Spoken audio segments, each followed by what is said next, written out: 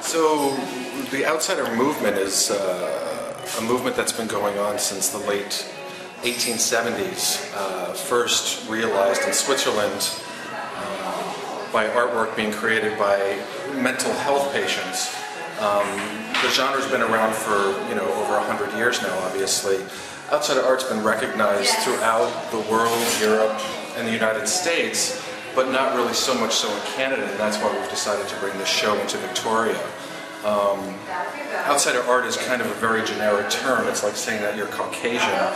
There's a lot of terms that represent what these artists are underneath the category of outsider art.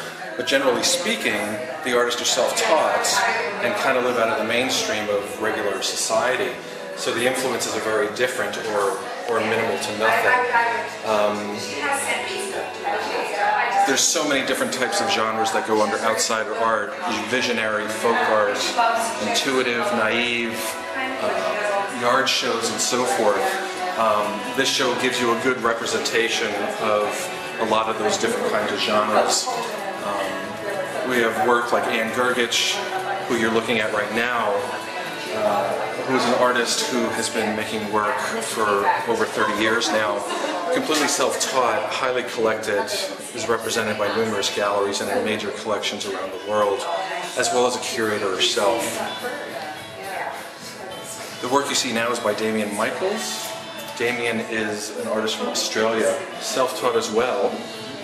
Damien first had visitations from his dead cousin at the age of 7. And from that point on, art was coming out of his body, and he's never stopped since. So the artist here is Marcus Martinson.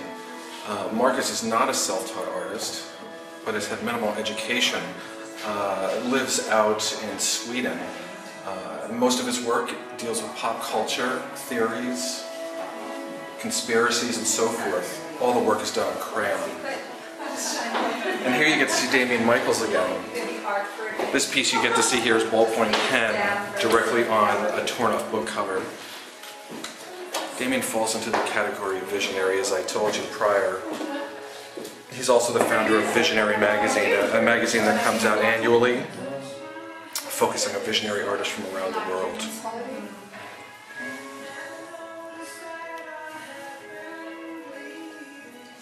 The miniature pieces, the animal pieces here, are by Steve Tomaszek.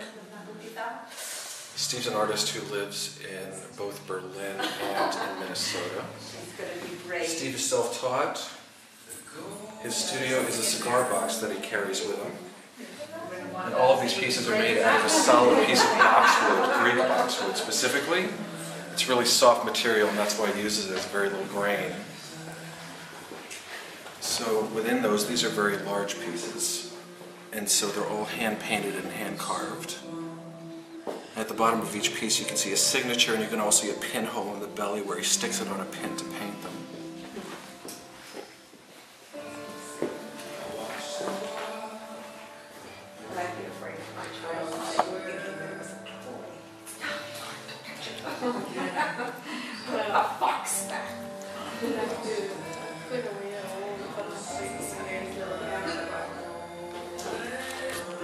Here we get to see the work of John Mowat.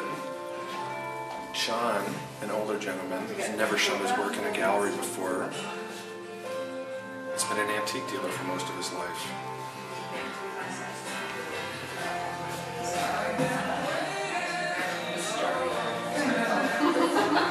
You should give me money.